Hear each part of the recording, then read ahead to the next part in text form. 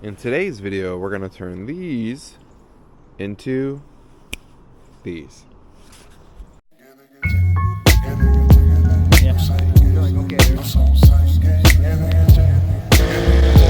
Stop it. We're not saying that on camera.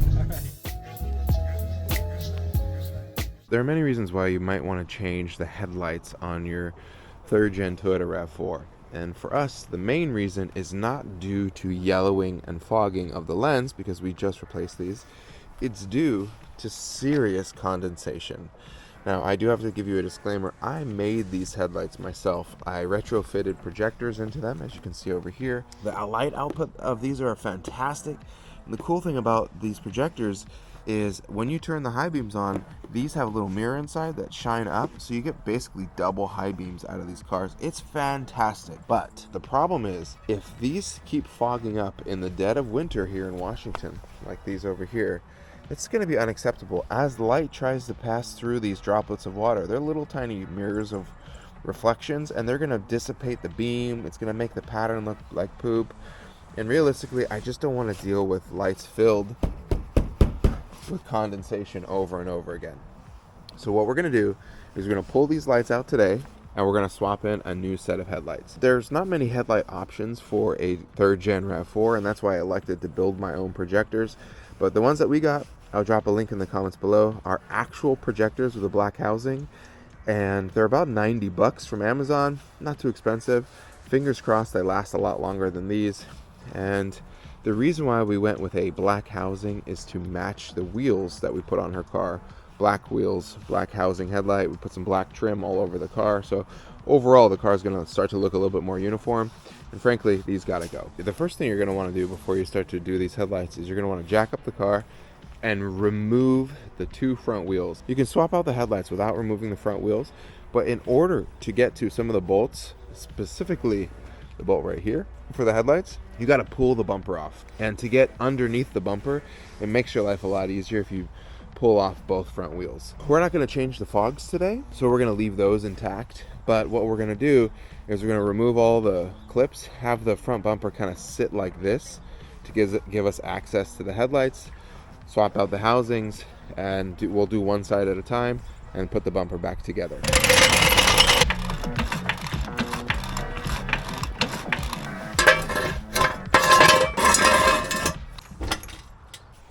Now that the front tires are in the air and free, we can pop the hood and start pulling the plastics.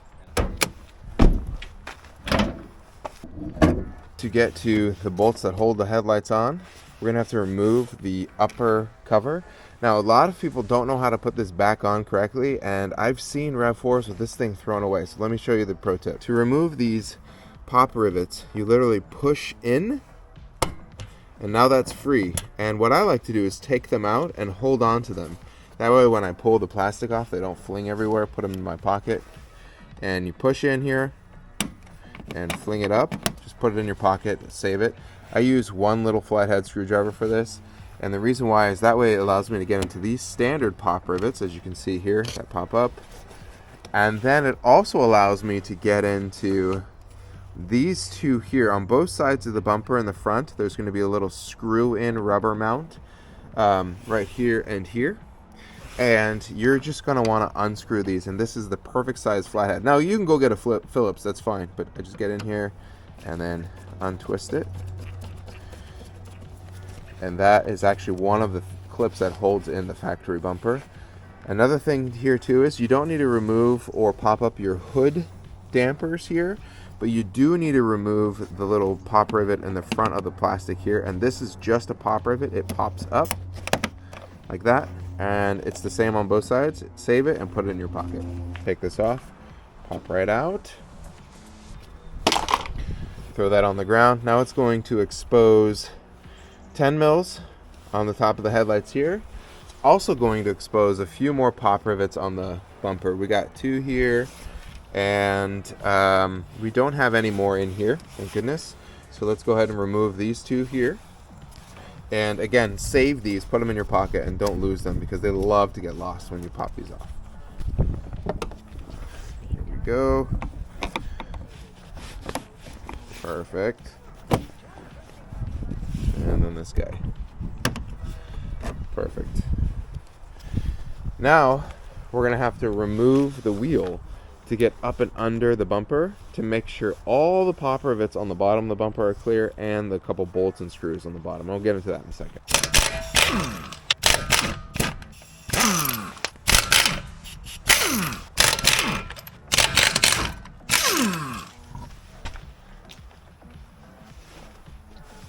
In order to get the bumper off here, there's going to be a clip here. Ours broke, but it's a flat clip. You just put your flathead in here and you rotate it 90 degrees and it allows you to pull the plastic away from the fender. Then underneath the car there will be a bunch of other 10mm bolts and pop rivets that you're going to need to release the bumper from the plastics here to allow it to come free. These little pop rivets up in here are notorious for coming loose once you pull your bumper, because it wants to pull this loose.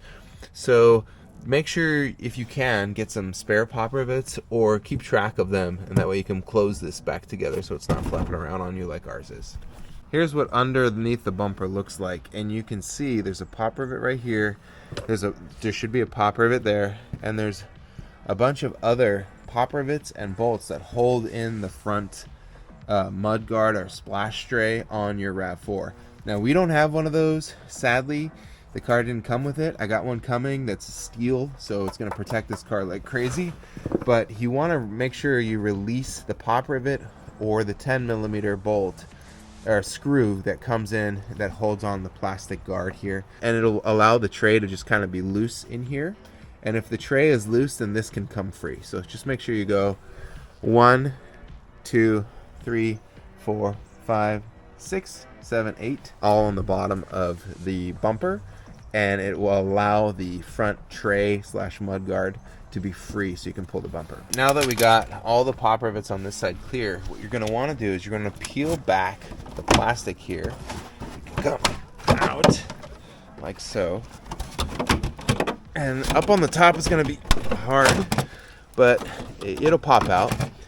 And then up in here, it's going to be very hard to see, but right in here, and let me get you on the outside view, there's a 10mm screw bolt. It's got like a screw fitting that goes into plastic right here that holds the bumper on. Once you release that, I like to get a ratchet with a big extension so that way it's not hitting my ratchet. Get up in here just like so and zip it off, and then once that comes off, you can actually start to remove one side of the bumper.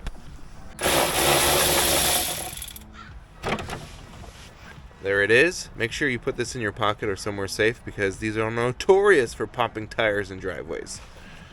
With all the pop rivets off on the bottom, that screw bolt off on the top, we can actually start to peel back this side of the bumper. Now that side of the bumper is still on. I didn't do anything really over there. But you're just going to take a quick little tug, and it starts to pop out. And it's going to give you just enough clearance to start working on that headlight. You do not need to pull this bumper all the way off on the ground. You don't need to like rip it off, just a little pop out and it comes out. There are 4 screws that hold in the headlights. They're all 10mm. You have 2 up here, you have 1 in there, and you have 1 right here. Now, what I recommend everyone does, and I painted this area green, is take a trimming saw or like a Dremel or even snips and cut off the factory tab that is right here. Now, I know this sounds crazy, but this factory tab really just rests against the headlight like so, and it makes installing and removing headlights a pain in the ass. In fact, I would hate for people to buy $100, $200, even $500 headlights, which they have, and scratch them up trying to get them in or break tabs because this stupid thing is in the way. I painted this area green so you can see, but there's literally just a 1-inch tab of metal that sticks out right here, and it makes installing and removing headlights a pain in the ass. I cut it off, and then I painted it green so it wouldn't rust, and this way you guys know exactly what I'm talking about. No one's going to see it. I mean, there's a little bit of green on the bumper here that obviously comes right off, but no one sees this. You can paint it black or whatever color you have, or even just use a paintbrush or paint polish, but cut this off. I know it sounds crazy. This way, installing and removing headlights will be so much easier in the future. Just get it off.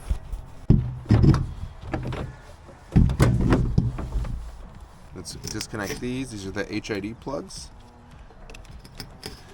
And then I'm going to disconnect the high beam plug, which is right here. It's hard to see. It just snaps off. There we go. And then the final plug to disconnect will be the blinker plug. The blinker plug is right here. Most headlights have the plug on the headlight. These ones actually came with the plug and everything. And the new headlights we bought don't have this. So I'm going to pull that off. And then these are my little relays I made to make that mirror inside the HID work. We'll pull these off too, and then the headlight can come free. And boom, she's free. Here's what the back of the headlight looks like. Some headlights will have one adjuster knob, some will have two. This is for left and right, this is for up and down.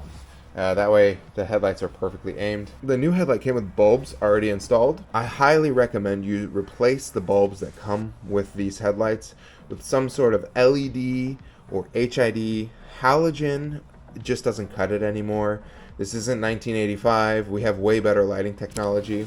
I will give you a pro tip. I went with HID for the main headlight for a couple reasons. Reason number one is that HID lasts a lot longer than LEDs. If you get like Hikari or Oxydo, those LEDs are great for about a couple months, but then they get dim and they burn themselves out. They get too hot. And HID lasts a lot longer. In fact, cars from the factory don't come with LEDs as headlights. They come with HIDs as headlights and LEDs and all the auxiliary stuff. So just a pro tip, I highly recommend running an HID if you can, or at least switching out the halogens for something LED or HID. Alright, you can see these new headlights. They do not have the blinker installed or even the harness installed. And these ones do. So what you're going to do is you're going to take a flat head and pry this up so you can pull the plug out. Then there's a screw underneath and you're going to transfer the harness over, the bracket over. Then you can pull the entire thing and put it in this light. So the flathead tab should be right here. That should lift up, and then this plug should come out, and then there's a Phillips little screw right here. We're going to take this bracket, transfer it over to the new headlight, and pop in the new bulb. Alright, we got everything transferred over. New LED for the high beam, new HID for the low beam, and then we transferred over the bracket. I used the screw from the housing of the headlight. There's supposed to be something in here, as you can see right here, but that doesn't exist on this headlight for some reason. It's what you get for $100. So I just used the bolt there, put some Loctite on it, and that should be able to clip into the factory location.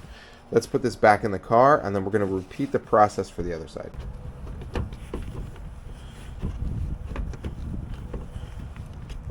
Alright, headlights in. Looks very aggressive on her car. Before we do any of the final buttoning up or move on to the other side, I want to turn everything on, make sure the blinker works, make sure the headlights work, and make sure the actual high beams work. So let's turn on the car and make sure all those things work. Alright, I had to just install a little jumper harness. This right here that extends the HID ballast to the headlight plug. That way I'm not stretching the factory cable. This little thing saved it. It came with the lights, so whatever lights you choose, I'm not going to recommend a light because you can use anything from LED to HID, but these saved me. So now let's see if it turns on. This is the first warm-up of the HID, and they say your first fire of HID, you want to make sure you have it on for 5 minutes because you're baking in all the stuff in the HID here. And now is a good time to actually close the garage door and see how we are in terms of our balancing. Alright, you can see the left HID here is perfect, and the right side, because it has all the condensation, the line is not as crisp, it's a little bit just everywhere, and it's not as bright. So these HIDs are actually starting to outshine and starting to look really good. Time will tell to see how much brighter they get because obviously the bulbs are new and they're starting to get used. But man, if you look at them, this bulb on just the first glance looks a lot brighter than this bulb. But honestly, the output is what I care about the most, and the output of the left bulb seems a whole lot brighter than the output of the right bulb. The left is very crisp, very clear, very nice, and the right's just kind of all over the place. It also looks like I got some aiming to do. Left needs to go up quite a bit to match the right, and before I do that, I'm actually just gonna bolt everything down, then I'll start adjusting the headlight.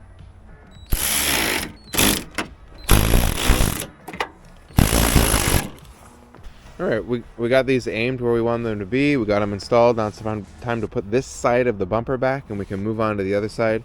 The instructions are exactly the same, and we'll go do that other side off camera right now. That way you can see how everything looks when both headlights are on the car. All right, we did the same thing to the other side.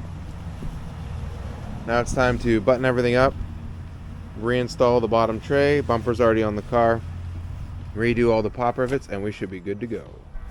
All right, pro tip on how to put one of these pop rivets back. See how we pushed it in to remove it? The way you're going to put it back is you're going to open up the teeth here, and you're going to push them back over the stopper all the way out. So then as you push the teeth out, the button should be up.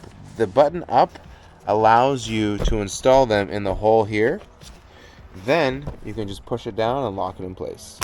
Done. All right, we got everything all buttoned up. Pro tip on the little snap pop rivets, so everything looks nice and clean. Now it's time to jack up the car, remove the jack stands, and see how she looks.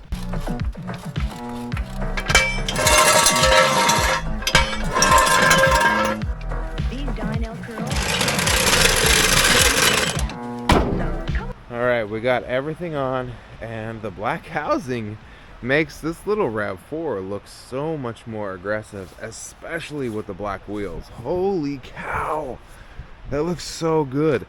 Now, I don't know if these are gonna last. I don't know how much brighter or dimmer they are than my headlights that I made, but I will say that from the front, the RAV4 is so much more striking. It looks way more sporty, especially with the bigger wheels and tires. Let's go ahead and give you guys a little bit of a walk around. Yeah, dude, that's how the RAV4 should look. It looks way less grocery getter and a little bit more purpose built. Whew. That looks pretty good. No condensation so far. I mean, we're 5 seconds into them being installed. I went ahead and aimed the headlights, and it looked great against the garage. Here, I'm blocking it. You can see the difference of my shadow versus without my shadow. It looks really good, nice and bright. Let's go ahead and turn on the high beams. See what those look like. Oh, the high beams in this car look like little spotlights, and that's gonna be cool. I'm actually happy for that, because that'll be some penetration. There'll be some penetration down the highway, so Emily can really get cut through whatever she needs to cut through and turn on those high beams. But here we go. There's high beams on, parking lights on, and headlight is on, and they look minty. Wow, the car looks so much more aggressive with the black housing. Now, I know these are $99 headlights. I'll put the link in the description below. I don't know how good they are. I don't know how bright the projectors are, but I do know that I wanted black housing headlights with a projector, and these are the only ones I could find. Everything else is the same version of this, just with a different manufacturer on the box, but they're all made in the same place, the exact same headlights. So if anyone knows of a nice black housing headlight that's from a reputable brand that isn't $600, let us know in the comments below. But for now, these are gonna do, and they look nice. All right, everyone, thanks so much for watching. The RAV4 got some new headlights. This is a real easy video. If you want to know how to install headlights on your RAV4, just follow those steps. It's very easy. This is now the 3rd time I've done it, and I did the whole thing in less than an hour. So time to go back to work. Enjoy the rest of the Friday. Drop us a comment if you have any questions on the install. We went with some HIDs on the primaries, and we went with LEDs on the high beams. We do have our other fog lights that fill in a lot of the voids. This car should be fun to drive. Other than that, we'll see you guys later, and thanks so much for watching.